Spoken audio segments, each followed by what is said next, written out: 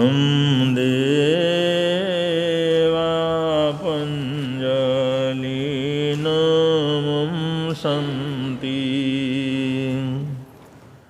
तं देवो देवमह्यं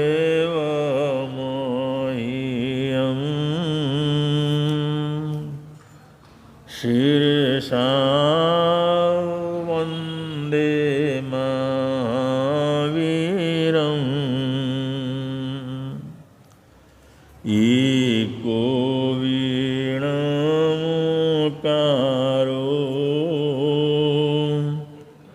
जिणवरवशः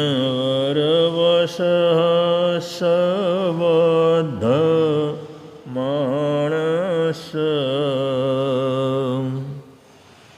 संसार सागराओ तारे नरम्ब नारिं वा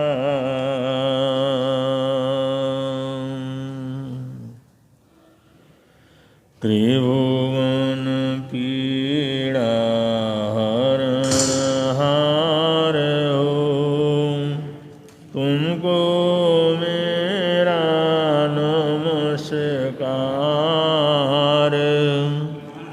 सर्व जगत के अलंकार प्रणाम तुम्हें मेरा हरवार तीन जगत के नाथ आपके चरणों में जाऊं बलिहार भवसागर के शोषण करता तुमको वंदन बारंबार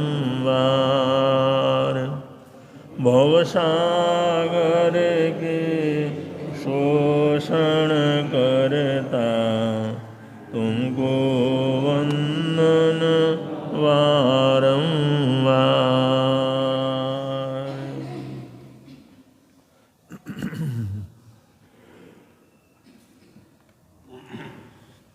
हम सब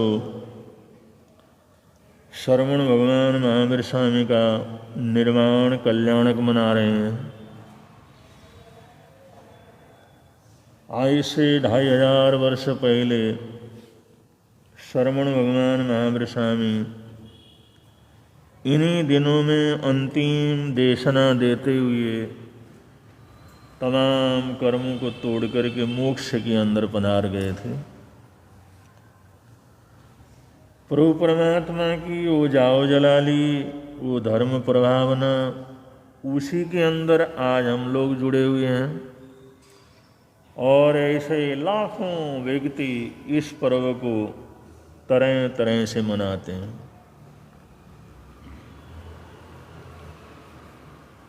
पूरे भारतवर्ष में भगवान महावीर स्वामी के शासन का बड़ा वर्चस्व रहा। महाराजा चंद्रगुप्त मौर्य जो इस देश के सम्राट थे, पूरा देश उनके अंतर्गत था। चाणक्य हमारी भारतीय इतिहास में भारतीय राजनीति के, धर्म नीति के नीतिकार रहे हैं। चाणक्य नीति आज भी चलती है। आज जितने राजनीति के अंदर आगे बढ़ते हैं, चाणक्य नीति को पढ़ करके आगे बढ़ते हैं। स्वयं चाणक्य भगवान महावीर स्वामी के प्रति अटूट श्रद्धा रखने वाले व्यक्ति थे। और चंद्रगुप्त मौर्य, उन्होंने तो आखिरी समय के अंदर भद्रबाहु स्वामी के चरणों में दीक्षा ली। एक सम्राट ने, उस समय का सम्राट, जिसको चाणक्य ने एक बच्चे को लेकर के उसको पढ़ा लिखा करके वैभव संपन्न बना करके नंद राजा के विरोध में खड़ा करके मगध का अधिपति और सम्राट बनाया, इतना मान, इतना सम्मान, इतनी शक्ति, इतना दौलत, ये सब छोड़ करके वो भद्रबाहु स्वामी के चरणों में दीक्षित हुए। तो आप लोग समझ सकते हैं कितना प्रभाव था और कैसा माहौल रहा होगा। उसके बाद बिंदुसार उनके बेटे हुए, वो भी जैन धर्म के प्रति अटूट श्रद्धा रखते थे। उस समय बहुत से ऐसे आचार्य थे जो धर्म का प्रचार प्रसार करते थे। बौद्ध धर्म भी तब था।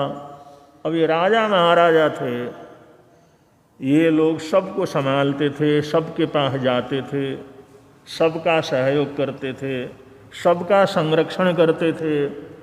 इसलिए हर कोई वो अपना बताता है वे हमारे को मानने वाले थे। और राजा तो सभी को संभालता है, सभी को मानने वाला होता है। लेकिन चंद्रगुप्त मौर्य ने दीक्षा ली, है सबसे बड़ी बात। और आचार्य भद्रबाहु के साथ 12 वर्षीय अकाल जिस समय इस इलाके के अंदर पड़ा, तो कई हजार संतों के साथ मध्य भारत से वो दक्षिण भारत के अंदर पधारे और श्रवण बेलगोला के अंदर सारी जिंदगी वहाँ पर रहे, फिरवास में रहे, आखिरी साधना वहाँ पर की। और वहाँ पर जो श्रवण बेलगोला बाहुबली की 57 फुट की मूर्ति है और विश्व का सबसे बड़ा पर्यटक स्थल है, दुनिया भर के लोग वहाँ पर आते हैं। उसके सामने चंद्रगिरी पर्वत है, वो पुराना था, बहुत पुराने ज़माने के अंदर था। उस गुफा के अंदर रह करके, वहाँ रह करके उन्होंने आखिरी समय के अंदर साधना की। श्रवण बेलगोला आज जो है जैनियों का बहुत बड़ा तीर्थ है और धर्म का बड़ा प्रचार प्रसार दक्षिण भारत के अंदर हुआ। अगर हम अरब सागर की तरफ चलते हैं तो उसके किनारे पर एक क्षेत्र है मूढ़बद्री, जिसको दक्षिण काशी कह करके पुकारा जाता है। ये गुरुदेव की अपरंपार कृपा हुई, ऐसी ऐसी जगह पर हमारा विचरण हुआ। मूढ़बद्री अरब सागर के किनारे, मैंगलोर के पास, पहाड़ी के बीच में ये जो है मूढ़बद्री क्षेत्र है। और उस मूढ़बद्री में करीबन 3000 मंदिर हैं वहाँ पर, एक ही क्षेत्र के अंदर, और लाखों मूर्तियां हैं वहाँ पर। और उनकी क्या कभी सेवा करना, क्या प्रक्षालन करना, क्या उनका रेख देख होना। 2-2, 3-3 मंजिल के वो जो बड़े बड़े मंदिर हैं और लाइन से मूर्तियां भरी पड़ी हैं वहाँ पर। तो उन्हें पूछा, वहाँ पर चारुकीर्ति जो है वहाँ के भट्टारक हैं, उन्होंने बतलाया एक ज़माना था सारा का सारा इलाका जैनियों से पूरी तरह से भरा हुआ था, लेकिन अब इतना समाज नहीं है। लेकिन मूर्तियाँ सब सुरक्षित हैं। अब पूजा करने वाला भी कितना पूजा करेगा, कितना प्रक्षालन करेगा, कितना रेख देख करेगा। तो हमने पूछा, भाई इतनी मूर्तियाँ क्यों हैं यहाँ पर, इतनी मूर्तियाँ और एक से एक बढ़ करके इतनी मूर्तियाँ। वो कहते महाराज, यहाँ से लोग, व्यापारी लोग सब विदेश में व्यापार करने के लिए जहाज़ों को लेकर के जाते थे। अब जाते थे तो मूर्ति बना करके यहाँ पर चढ़ा के भी जाते थे, बाहर से ला के भी चढ़ाते थे, यहाँ पर अपनी मनोकामना करके चले जाते थे, फिर यहाँ ला के चढ़ाते थे। इस तरह से यहाँ पर बड़े बड़े गुरुकुल थे, बड़ा भारी धर्म का केंद्र था। इसको जैन काशी कह करके पुकारा जाता है। फिर उन्होंने बतलाया, मैं और चीज़ आपको दिखाऊं। दोपहर को चलेंगे हम, वहाँ पर रहे मूढ़बद्री में, क्या जैन तीर्थ है, क्या मंदिर है, क्या मूर्तियां हैं वहाँ पर, क्या तरह तरह के धातुओं की मूर्तियां हैं, देख करके बड़ा आश्चर्य होता है। फिर दोपहर को लेकर के चले गए, आपको हम दिखाते हैं। उन्होंने कहा चलो देख लेते हैं। अब जिस समय अंडरग्राउंड में जाने लगे, अंडरग्राउंड में उन्होंने कहा कहाँ लेकर के जा रहे हैं, बस उसके थोड़ी, अब एक भाई उसके पास साथ बैठ चल रहा था। जब अंदर जो हम उतरे हम, तो उन्होंने वो दरवाजे की जो है ये जो है गेट लगा दिए, लोहे के गेट, और उसमें ताला लगाया और फिर हमारे साथ चले। उन्होंने कहा ताला वगैरह कैसे लगाते हैं, उन्हें ऐसे ही करना पड़ता है। फिर उस चौक को पार किया, फिर अगला वहाँ पर लोहे का गेट मिला, उस लोहे के गेट को उन्होंने खोला, फिर उसके अंदर और अंडरग्राउंड के अंदर चले गए, फिर उसको उन्होंने पूरी तरह से लॉक किया, फिर आगे गए। इस तरह से 3 ग्राउंड पार करने के बाद उन्होंने कहा महाराज यहाँ पर बैठो आप, अभी हम दिखाते हैं। फिर वहाँ पर उन्होंने जो लाइट की और वो दिखाया, वो रत्नों की मूर्तियाँ। आप लोग आश्चर्य करोगे, नवरत्नों की, कितने रत्नों की इतनी इतनी बड़ी मूर्तियाँ, इतनी इतनी बड़ी मूर्तियाँ, क्या हीरे की मूर्तियाँ हैं, क्या जो है दूसरे रत्नों की मूर्तियाँ हैं। उन्होंने कहा भाई इनका मूल्य वगैरह क्या महाराज, इनका कोई मूल्य आंक नहीं सकता दुनिया के अंदर। हीरे पन्नों की मूर्तियाँ, अब इतने बड़े बड़े हीरे हों, उनकी मूर्तियाँ बनी हुई हों,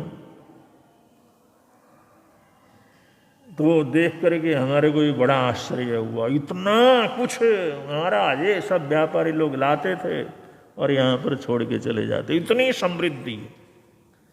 आज जैन समाज नहीं, कोई देखने वाला नहीं है, बहुत कम रह गए। अब तो खैर पिछले 400-500 साल से काफ़ी अच्छा उधर प्रचार प्रसार हो गया, लेकिन कितनी समृद्धि, कितने बड़े बड़े मंदिर हैं। और उस इलाके के अंदर जो दुनिया भर के मंदिर हैं, पहले भी आप लोगों को बतलाया। इस प्रकार मूणबद्री ऐसा अद्भुत तीर्थ है जहाँ पर रत्नों की 20-25 ऐसे तरह अलग अलग रत्नों की अद्भुत मूर्तियाँ, अद्भुत मूर्तियाँ देख करके ही बड़ा आश्चर्य होता। इतने बड़े बड़े नीलम की जो है वो मूर्तियाँ, नीलम का तो जरा सा एक दाना हो उसी से किसी का भाग्य बनता है, बिगड़ता है, और वहाँ तो इतनी बड़ी बड़ी मूर्तियाँ, आश्चर्य होता। क्या समृद्धि थी, क्या वैभव था। वहाँ से हम मैंगलोर तक चले गए, विचरण वगैरह किया, खूब जंगल पहाड़ सब देखे। इधर जो बंगाल की खाड़ी देखी, तो उधर अरब सागर के किनारे तक भी होकर के आए। ये सब गुरुदेव के साहस का, उनकी कृपा का फल है। आयमिल की तपस्या चलती थी, एकांतर आयमिल चलता था, लेकिन फिर भी चलो भाई चलते हैं, देख ही आते हैं, चलो घूम के आते हैं, फरस के आते हैं, फिर कहाँ आना जाना होगा। ऐसे दुनिया भर के इलाके के अंदर घूम करके आए। इसी श्रृंखला के अंदर हम धर्मस्थला के अंदर चले गए। धर्मस्थला ऐसा अद्भुत जैन तीर्थ है, और वो प्राचीन समय में जो राज परिवार है, उसी राज परिवार का अगला जो भी उत्तराधिकारी है, उस धर्मस्थला तीर्थ का मालिक बनता है।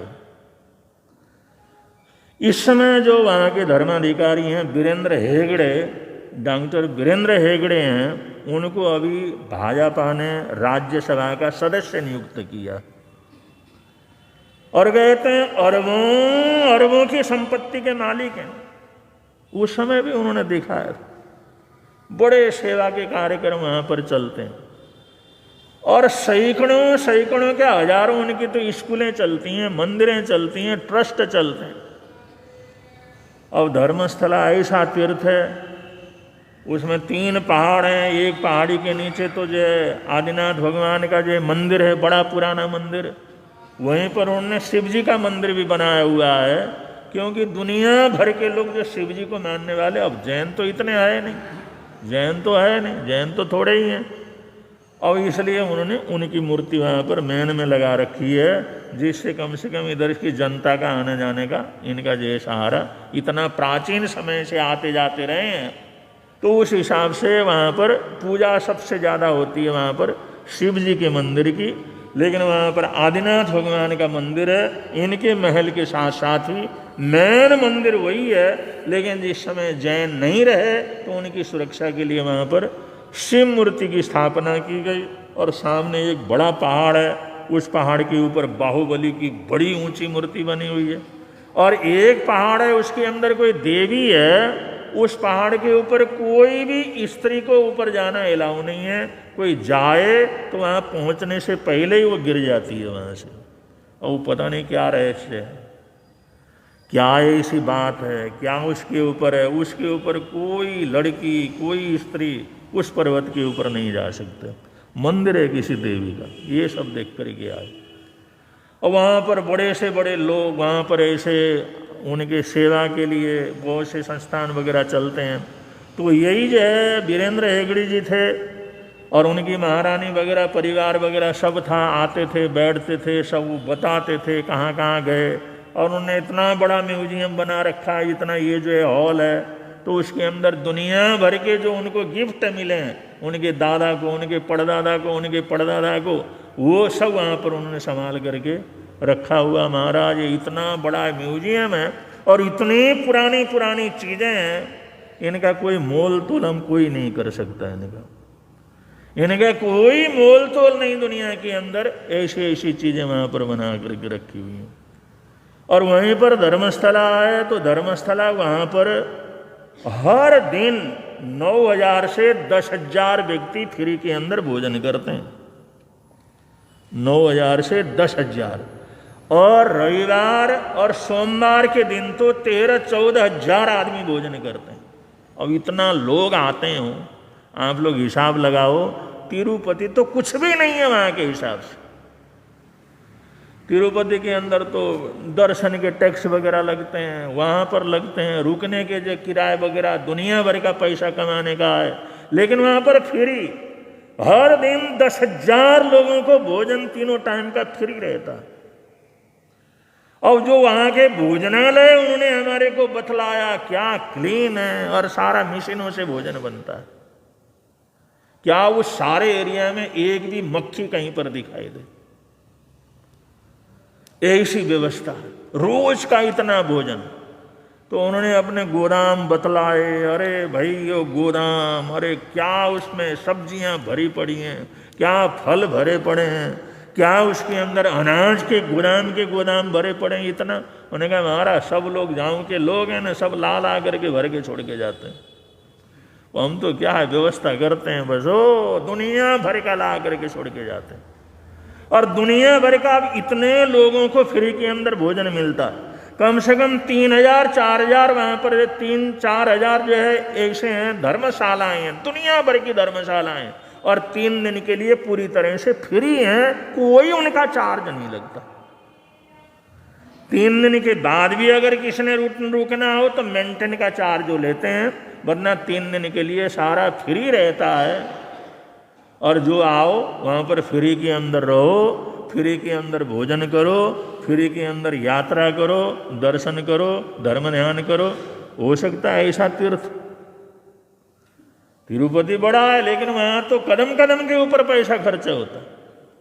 वो ऐसा तीर्थ है धर्मस्थला। और ये हेगड़े जैन है, ये जैन राजा हैं पुराने समय से, और उनके बेटे उनके बेटे उनके बेटे वही वो धर्माधिकारी बनते हैं। और इतनी बड़ी व्यवस्था, और 17,000 गांव इन लोगों ने गोद ले रखा है। 17,000 गांवों के अंदर स्कूल की व्यवस्था, वहाँ पर हॉस्पिटल की व्यवस्था, वहाँ के बच्चों को पढ़ाने की व्यवस्था, वहाँ की सारी व्यवस्था ये लोग देखते हैं। अब हिसाब लगाइए, जो 16-17,000 गांव जिस तीर्थ ने गोद ले रखा हो, उसकी समृद्धि कितनी होगी, वैभव कितना होगा। सारा इलाका, वो इलाका उनको जो है बाप जी बोलते हैं, उनको बड़े आदर सत्कार के साथ गुरुजी बोलते हैं। और हफ्ते में एक दिन वो अपना न्यायालय के अंदर बैठते हैं। न्याय की जो कुर्सी होती है, हफ्ते में एक दिन बैठते हैं। और उस दिन जो भी समस्याएं हैं, जितनी भी समस्याएं हैं, वो सब इलाके के वो उनके चरणों में आते हैं और वो बतलाते हैं महाराज ये हमारी समस्या। जितनी समस्याएं, उन सब समस्याओं का समाधान वहां पर होता। कोई कोर्ट कचहरी के अंदर जाता नहीं। कि हमारा ये काम है, ये अगर हो जाए तो इतना अब हो जाता है, ये काम 500 बोरी, 1000 बोरी, इतना अनाज, इतना फल फ्रूट, इतने सब्जियां, वो सब भेजते रहते हैं गाँव वाले। वो देखो तो क्या देखने को है, क्या तीर्थ स्थल है, क्या पुण्यवानी होती है वहाँ पर, क्या लोगों की सेवा होती है। बंधु बड़ा अद्भुत है दुनिया। अब ऐसा ऐसा रोज का इतना रहता। हमने कहा भाई ये सारा मेंटेन वगैरह अंतन कोई चोरी वगैरह ऐसा नहीं होता। उन्होंने कहा महाराज यहाँ का इस इलाके के अंदर जो भी हमारे ये धर्मस्थला है, इसके सराउंडिंग के अंदर अच्छी अच्छी नदियाँ बहते हैं। यहाँ से अगर कोई जैसे दुनिया भर के ट्रक आते हैं, वहाँ पर दुनिया भर के लोग आते हैं, हर रोज 10,000 आदमी भोजन करते हो तो समझ लो कितने लोग आते होंगे। यहाँ का कोई पत्थर भी उठा करके ले जाएगा ना तो उसको वापिस आना पड़ेगा। कोई चोरी चकारी कुछ नहीं होती, सब धर्मशालाएं खुली रहती हैं। आदमी को विश्वास नहीं होता, भरोसा नहीं होता, क्या ऐसा भी हो सकता है? वो कहते महाराज यहाँ की बात क्या है, नदी में स्नान करे, कोई वहां का पत्थर भी लेकर के चला जाए ना तो बीच में से रास्ते से उसको वापस आना पड़ता है। इसलिए कोई नहीं ले जाता, यहां से कोई चोरी नहीं होती। बंधु आज भी ऐसे तीर्थ, जैन धर्म की ऐसी महिमा, जैन धर्म का इतना प्रचार प्रसार रहा। अब ये तो समझ लो वो भस्म ग्रह का प्रभाव ऐसा हुआ जिसकी वजह से धार्मिक जो है विद्वेष इतना बड़ा और संप्रदायवाद का झगड़ा इतना हुआ, उसके अंदर बड़ा भारी विनाश हुआ।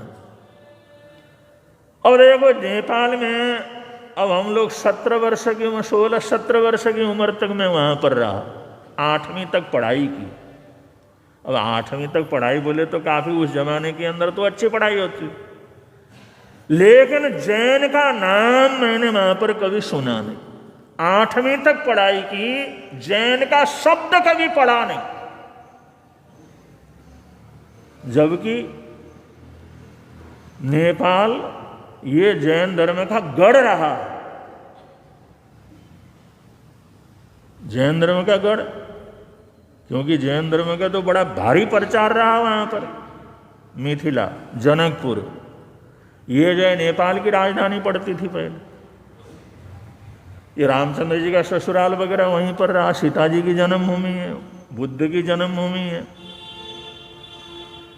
और भगवान महावीर स्वामी के 6 चतुर्मास वहां पर हुए मिथिला में। उस समय मिथिला जो है, मिथिला का फिर वो राजा सारा ये था, और आगे तिब्बत तक, चीन तक वो नेपाल का राज्य पड़ता था। और भगवान आदिनाथ अष्टापद पर्वत के अंदर उनका निर्माण हुआ। कैलाश पर्वत, अष्टापद पर्वत, ये सब उसी नगरी के हिस्से थे। वहां के सारा राज करने वाले मिथिला नरेश थे, मिथिला राज्य करता था। ये पूरा पहाड़ी, पूरा जो हिमालय का इलाका, पूरा इलाका का राज्य वो चलता था, वो नेपाल के अंतर्गत था। और भगवान आदिनाथ का निर्माण क्षेत्र हो, क्योंकि उधर विचरण करते थे, विचरण करते करते चले गए। भगवान महावीर स्वामी जिस समय अपने पूरे परिवार के साथ गए, तभी तो भगवान बुद्ध, उसने उनके गौतम प्रभु ने कहा था आप आज्ञा दो, मैं अष्टापद पर्वत के ऊपर जाके आना चाहता हूँ। उन्होंने कहा चलो जाओ। उन्होंने कहा ये था ना इसी अष्टापद पर्वत के ऊपर भगवान आदिनाथ का निर्माण हुआ था, तो मैंने जा करके आना। उन्होंने कहा जाओ। तो उन्होंने जाते साथे पहली मेखला, दूसरी मेखला, तीसरी मेखला में 1500 सन्यासियों को देखा था। और वो 1500 सन्यासियों 8वां मेखला पार करके जिस समय उतरे तो इतने प्रभावित हो गए, वो सब उनके शिष्य बन करके चल पड़े थे।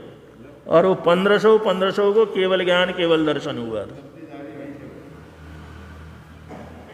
तो कितना प्रचार था। भगवान महावीर स्वामी विचरण करते थे, इसलिए तो वहां पर गए। इसलिए तो गौतम वो जो अष्टापद पर, कैलाश पर्वत, अष्टापद पर्वत के ऊपर जाकर के आए, कितना कुछ हुआ होगा।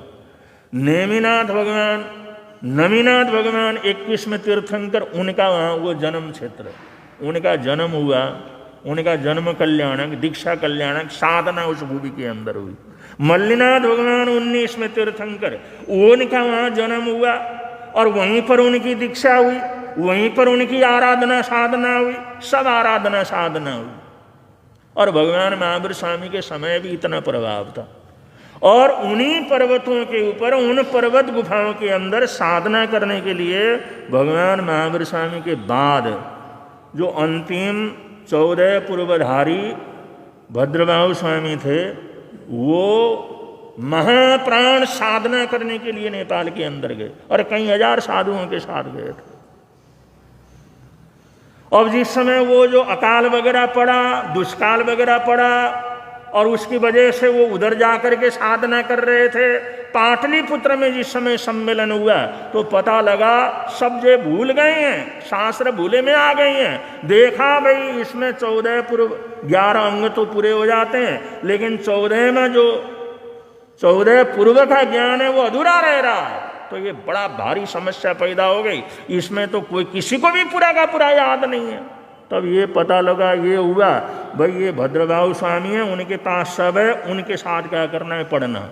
पढ़ने के लिए 1000 संतों को भेजा स्थूलीभद्र के साथ, जो महा दिमाग रखने वाले थे। एक बार बोल दिया तो सब कुछ याद हो जाए जिनको, अगर एक शब्द बोले तो सारा गाथा, सारा पुस्तक याद हो जाए, ऐसी ऐसी लब्धि को धारण करने वाले लोग थे।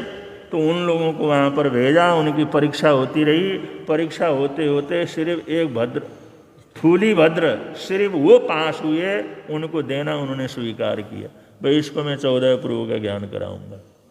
अब ये सारी घटना कहाँ घटी, नेपाल में घटी। कितने संत थे, कितना विचरण था। स्थूलीभद्र गए तो 500 संत तो पढ़ने के लिए गए थे, 1000 संत तो उनकी सेवा के हिसाब से गए। आखिर घर थे, गोचरी पानी मिलती थी, सब व्यवस्था थी, तभी तो गए। और ये को परिकरण भी आता है, जिस समय सिंह गुफा मुनि, जिस समय उनको रत्न कम्बल की जरूरत पड़ गई, कोसा ने कहा कि हमारा नृत्य देखना हो तो रत्न कम्बल की जरूरत है। उन्होंने कहा कहाँ से मिलेगा। उसने कहा भाई अब तुम क्या है, समझाने से मानते नहीं है। वो उसको ऐसी जो है कोई विषय की आसक्ति हो गई थी। तो उनको कहा भाई नेपाल के राजा हैं, वो कोई भी जाता है तो उसको रत्न कम्बल भेंट करते हैं, वहाँ जाओगे तो रत्न कम्बल मिलेगा। 1.25 लाख सुनियों का एक 1.25 लाख स्वर्ण मोहर खर्च करो तब जाकर के एक रत्न कम्बल आता है। और रत्न कम्बल ऐसा होता सर्दी में ओढ़ो तो उसके अंदर इतना सर्दी का कोई नामो निशान नहीं। सर्दी में ओढ़ करके अगर वो ऊपर से बर्फ भी पड़े तो उसको कोई सर्दी नहीं लगती। और रत्न कम्बल में गर्मी में ओढ़ो तो गर्मी में ओढ़ करके अग्नि में भी आदमी प्रवेश करे तो भी वो जलता नहीं। ऐसी ताकत होती है रत्न कम्बल में।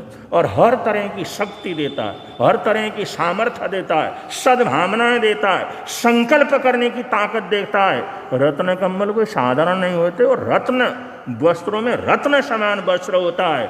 तो नेपाल के महाराजा होते, कोई भी साधु संत आए तो उनको रत्न कम्बल दे देते थे। रत्न कम्बल, जिससे इनकी सुरक्षा बनी रहे और इनकी साधना बराबर बनी रहे। ये पहाड़ी इलाका, ये जो बर्फ करने वाला इलाका, उसके अंदर भी रह सकें, कोई तकलीफ वगैरह न हो। पता नहीं कितने संतों को उन्होंने रत्न कम्बल दिया होगा। उन्होंने कहा तुम जाओगे तो रत्न कम्बल मिल जाएगा। कोसा ने जिस समय बताया, वो संत नेपाल में पहुंचा, और जिस समय पहुंचा और पता लगा राजा को उपाश्रय के अंदर आया हुआ है, उन्होंने कहा चलो बहरा दो उसको, रत्न कम्बल बहरा दो। अब जहाँ का राजा इतनी श्रद्धा रखता, इतना विश्वास रखता, राजा के जीवन के अंदर इतना हो, तो बंधुओं ये पहले जो राजधानी थी, ये जो राजधानी मिथिला के अंदर थी, शुरू में मिथिला के अंदर राजधानी रही। और उसके बाद गोरखाओं का जिस समय प्रभुत्व बोला तो गोरखपुर नेपाल की राजधानी रही।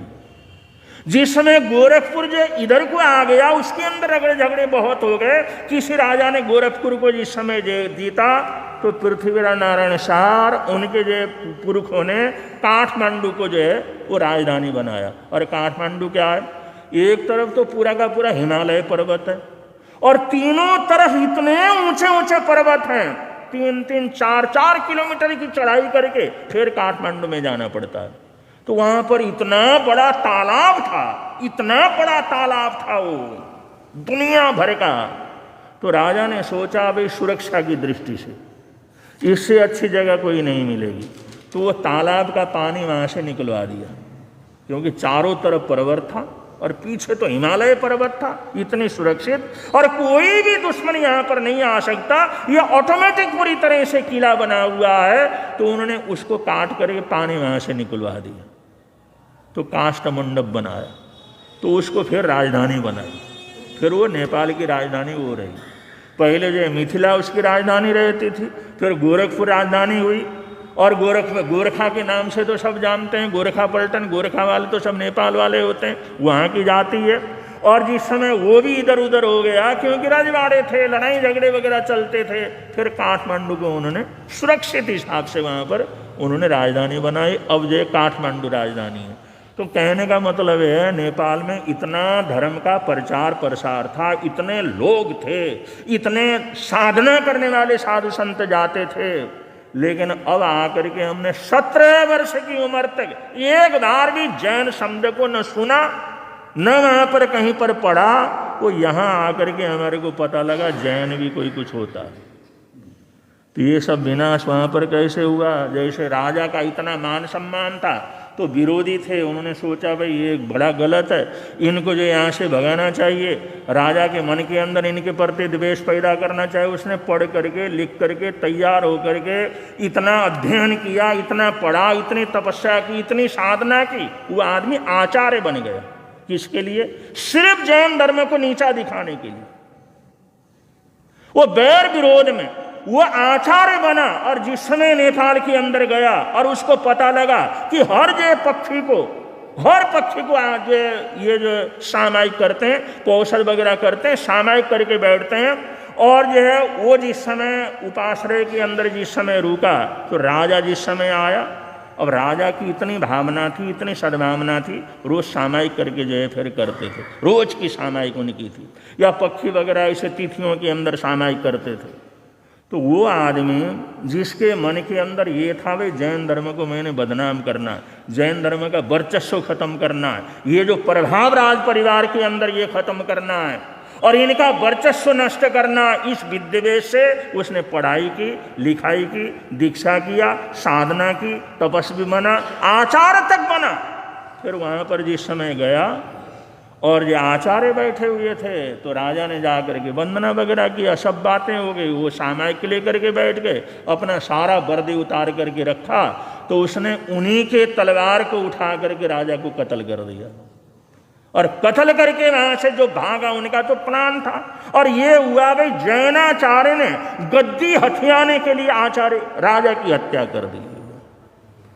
वह इतना भयंकर वातावरण बना, भयंकर वातावरण। जिस समय पता लगा जो इधर उधर के आचार्य थे, उन्होंने कहा जैसे तैसे तुम बच करके निकलो, जैसे तैसे वहां से निकल करके वहां की नेपाल की सीमा से बाहर निकल जाओ। अब जो निकल सकते थे निकल गए, जो आसपास में थे निकल गए, नहीं निकल सकते थे उन्होंने कहा भाई सब देश परिवर्तन करो, सारा रूप परिवर्तन कर डालो। रूप परिवर्तन किया और बहुत से लोग तो सारे के सारे खत्म हो गए, मार दिए गए। और उस राज्य के अंदर हुआ भाई जैनाचार्य इतना भारी जय अपराध किया, राजा को मारा, राजा को मारने की हत्या की, इतना बड़ा पाप किया, इसलिए पूरे देश में जैन धर्म के ऊपर प्रतिबंध लगा दिया। कई 100 वर्ष तक वहां पर प्रतिबंध रहा। तो कैसे कैसे बातें होती। ये भी वही समय था, ये 2000 वर्ष पहले, वो भस्म ग्रह का जो 2000 वर्ष पूरा होना था, उससे पहले ये घटना इस तरह की घटी, और घटने के बाद वहाँ पर कोई जैन धर्म को मानने वाला नहीं रहा। अब जब हम आए, हमारा फिर संपर्क हुआ, हमारा संपर्क होने के बाद इतने साधु साधु भी बने।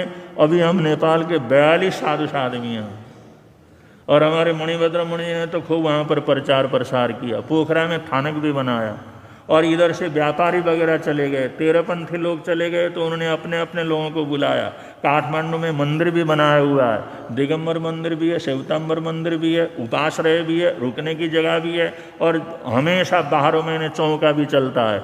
तो ये 1500-500 जिस समय वो भस्म ग्रह का प्रभाव घटा, उसके बाद फिर तरक्की क्या करनी होने शुरू हो गई।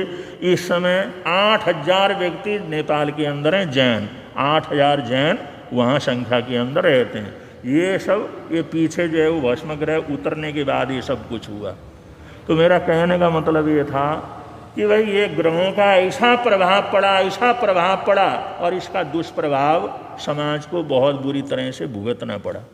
तो भगवान महावीर स्वामी के अंतिम समय के अंदर उनका कहना, शक्रेंद्र का कहना, महाराज ये जो 2 घड़ी इसको इधर उधर करो, लेकिन 2 घड़ी का समय इधर उधर न हुआ तो कितना बड़ा विनाश हुआ। अगर 2 घड़ी बाद अगर उनका आयुष्य टूटता तो जैन धर्म की क्या स्थिति होती। अगर उनके जन्म ग्रह से अगर 2 घड़ी का जो भस्म ग्रह था वो निकल गया होता तो फिर कितने जाहो जालाली होती। तो बंधुओं, कभी कभी थोड़ा सा समय बड़े लंबे समय के लिए इंसान को बर्बाद कर देता है। इसलिए कहते हैं पाप कर्म आता है, मन के अंदर बुरे भाव आते हैं, तुम सोच लो बाद में लड़ाई झगड़ा करेंगे, बाद में गाली दे देंगे, अभी देना नहीं है, थोड़ी देर रुक जाओ। भगवान कहते हैं अगर मन के अंदर आता है इसकी बुराई करो, थोड़ी देर चुप हो जाओ, चलो 1 घंटे के बाद फिर ठोक करके बात करेंगे इससे। 1 घंटा तुम्हारा चला गया, आधा घंटा चला गया, 48 मिनट चला गया, वो पाप कर्म बांधने का समय चला जाएगा और तुम बच जाओगे। अगर तत्काल तुमने कर दिया तो बस फिर जिंदगी में पता नहीं कब कब तक के लिए बैर का बंधन शुरू हो जाता है। इसलिए तत्काल पाप ना करो।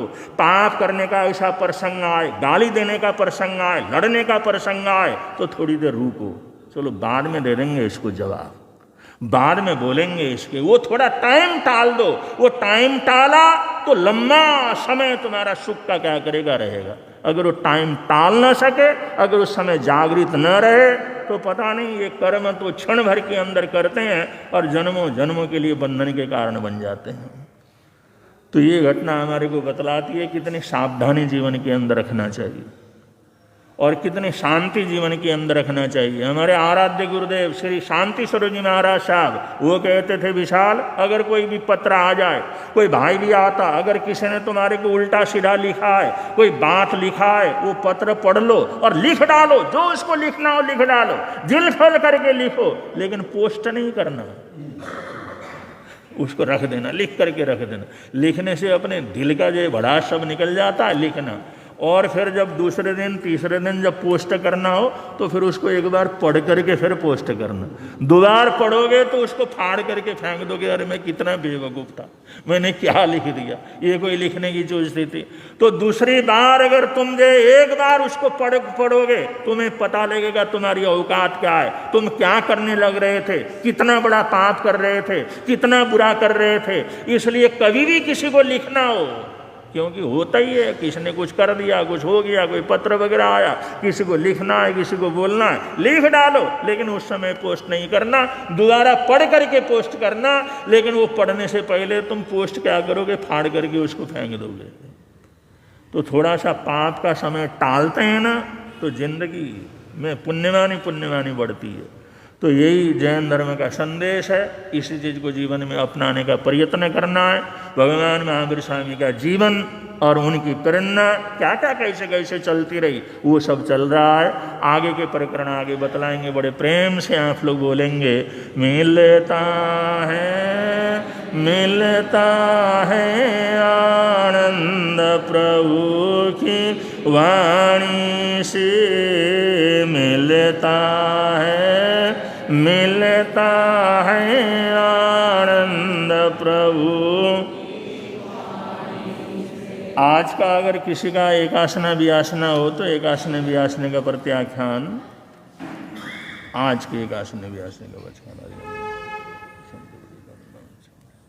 गोश रे गोश। आज का अगर किसी का आयमिल उपवास वगैरह हो, हमारे आशीष मुनि जी महाराज साहब उनकी तपस्या चल रही है, आज 28 में उनका उपवास है।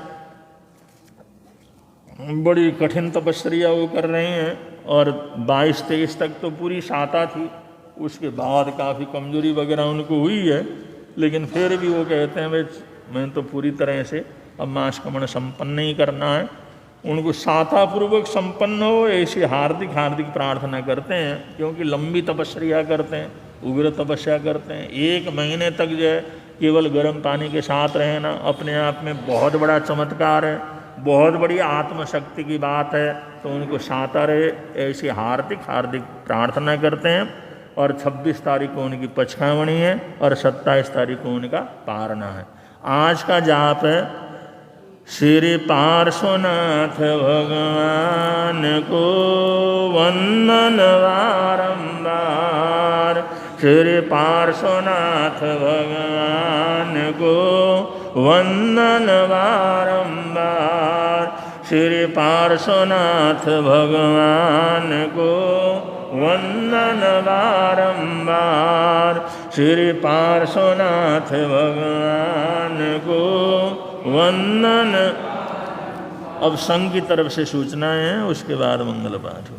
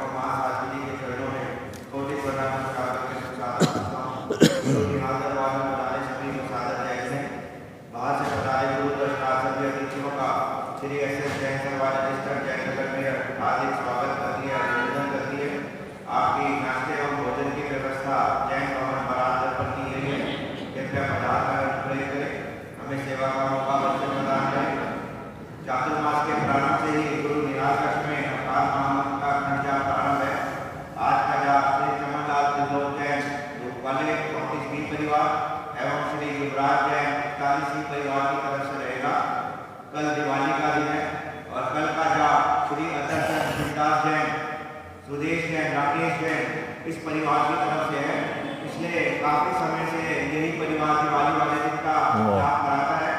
आप सभी से निवेदन अधिक से अधिक पाठ में अपनी उपस्थिति बनाकर धनलाभ कमाएं।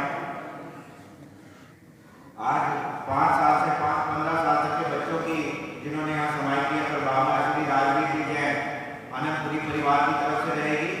आज पक्षी का प्रतिक्रमण महिला स्थानक में शाम को 5:30 बजे होगा। आप इस सूचना का भी ध्यान रखें। आज हमारे बीच में लंदन से श्रीमती नलिनी जैन जी, वो हमारे बीच में यहाँ उपस्थित हैं, परम गुरु भक्त हैं। मेरा निवेदन कृपया वो आगे आए और हमारे समाज का सम्मान स्वीकार करें। उसमें निवेदन करूँगा श्रीमती नीलम जी से, श्रीमती आशा जी से और स्वाध्याय मंडल की प्रधान श्रीमती नीलम जी से कृपया वो आगे आए और उनका स्वागत करें। कल है, कल 14 से ना 14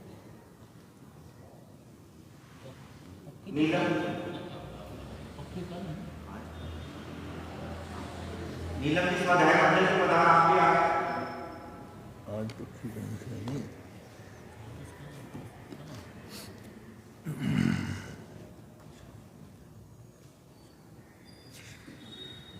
आपके पति भी हमारे बीच में उपस्थित हैं, कृपया आप भी आगे आए। मैं सभा चाहूँ, मुझे नाम नहीं पता आपका, कृपया आप भी आगे आए। और कार्यकारिणी के सदस्य शरीफ जी और राकेश जी कृपया आप आगे आए, उनका सम्मान करें।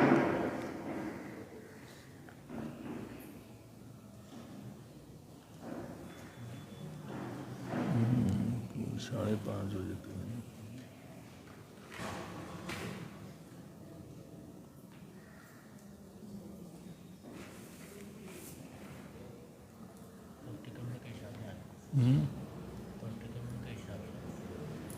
कुछ ऐसा होगा तो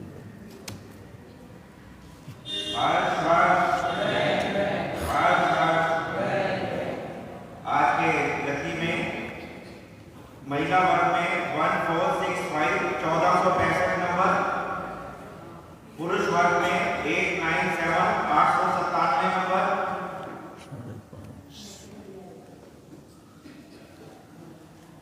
दोनों ही लकी श्री कीमती ला रहे हैं, चिल्ला रहे हैं, इंश्योरेंस परिवार की तरफ से दिए जा रहे हैं। 5:30 बजे शुरू होगा इसलिए ना।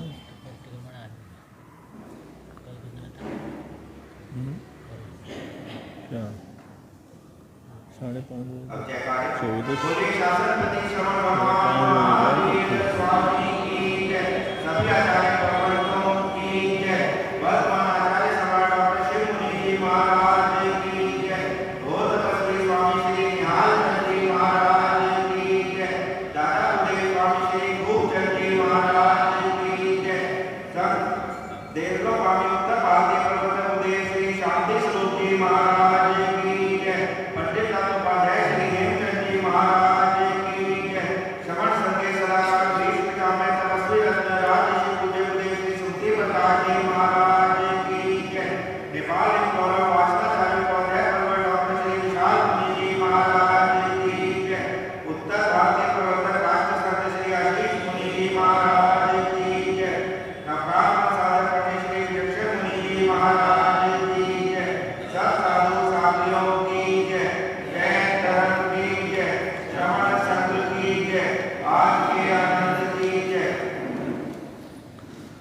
श्रीचत्तारिमङ्गलं